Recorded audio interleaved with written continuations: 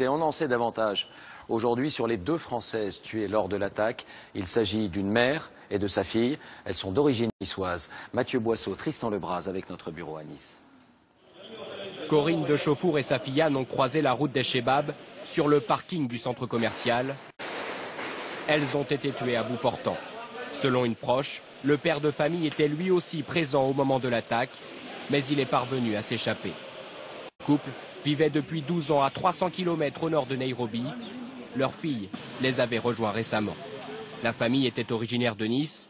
Elle y possédait 7 maisons. À ses amis, Anne de Chauffour parlait parfois des dangers du Kenya. Elle avait une maison là-bas, normalement, de famille. Donc, ouais, je sais, elle adorait ce pays-là aussi. Elle adorait là-bas. Et elle avait conscience qu'il y avait des dangers aussi. Au total, 12 Français se trouvaient dans le centre commercial.